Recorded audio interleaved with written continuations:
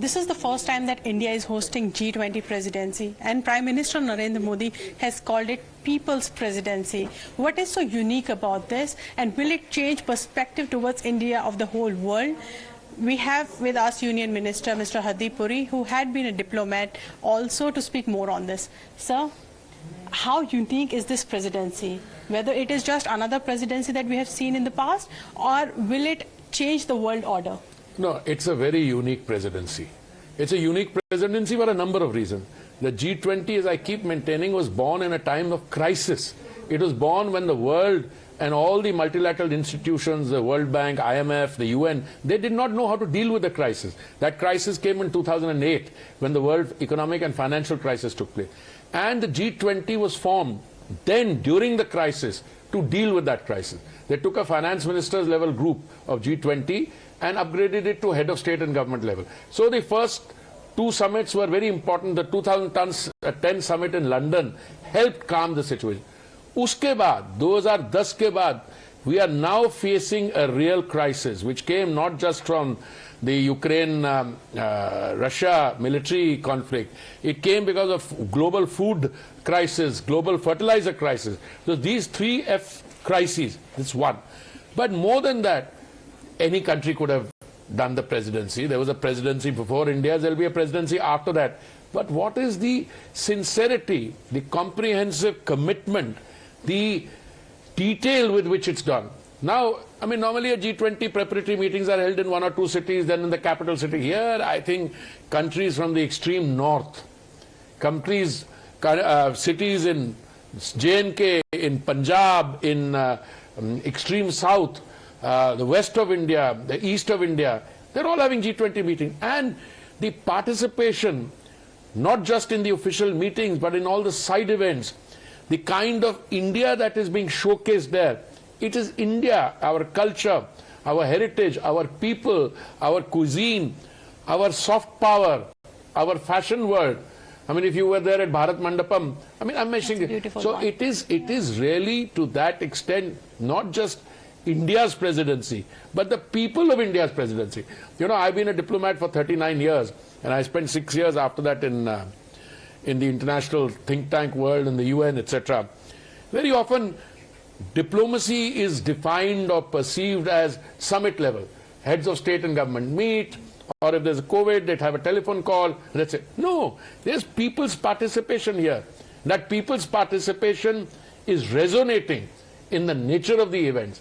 So, I mean, I'm not just talking about what Delhi is looking like or what other capital cities are looking like or other cities. It is not just in capital cities. It's happening throughout the country. Hundreds of events in dozens of cities.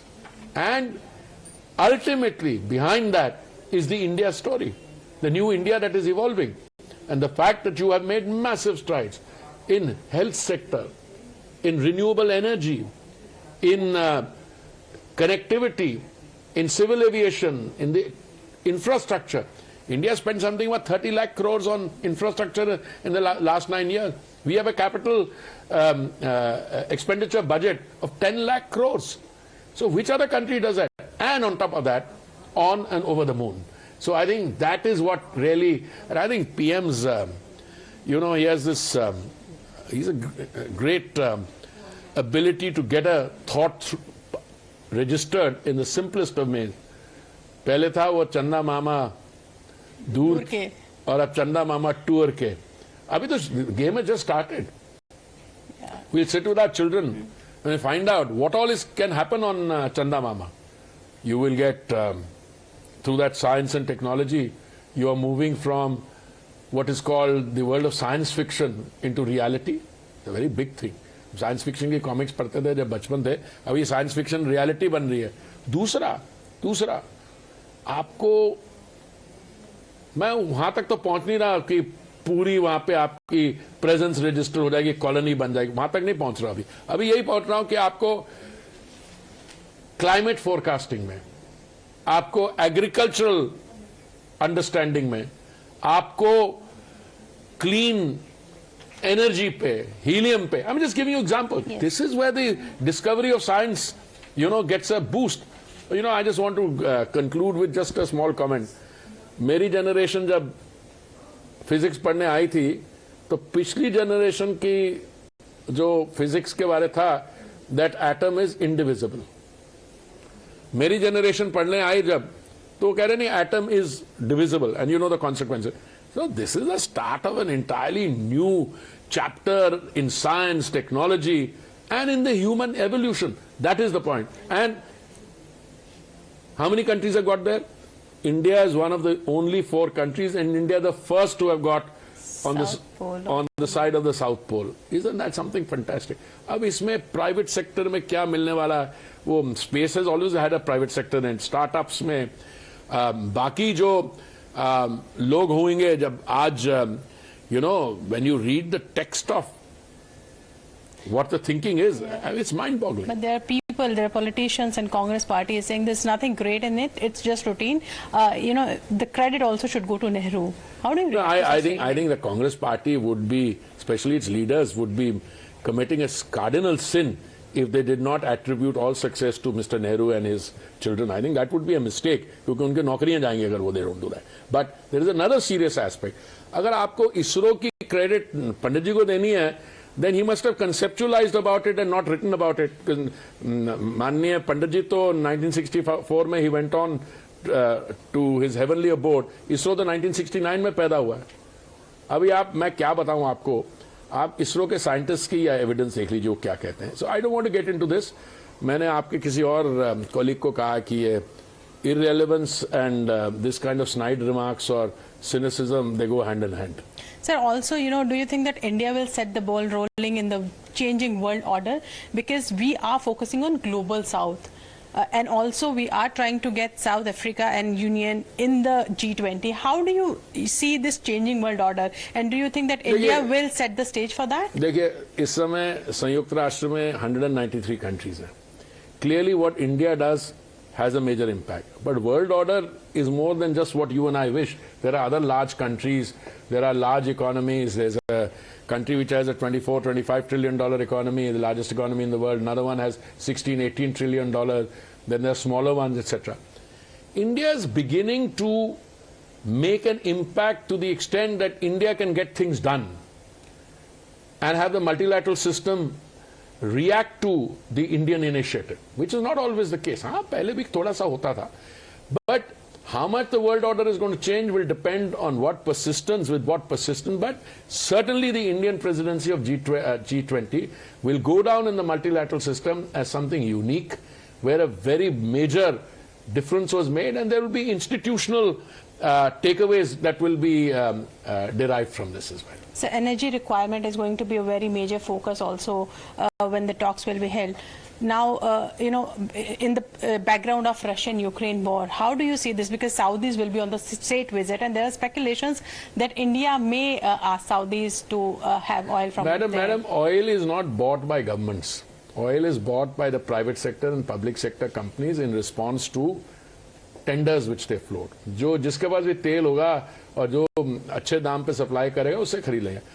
By and large, we used to have, our consumption is about 5 million barrels a day. By and large, we used to buy, I think, about 800,000 barrels or 1 million barrels from 4-5 countries, जिसमें Saudi Arabia, UAE, Iraq, Kuwait वो थे.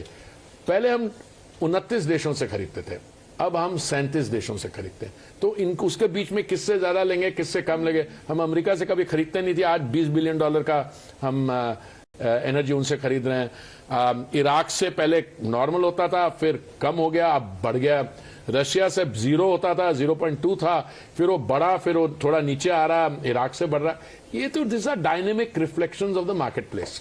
So also you had been a diplomat. How complex, you know, is it for India right now to balance all the countries? You know, they are on the other side of each other, like Russia and Canada and America. How complex this, if you have self-confidence and if you have a clear policy of India first, then you will navigate all these distances and all these geographies through your own confidence. So I don't need to please you. Somebody once asked me, don't you feel the pressure?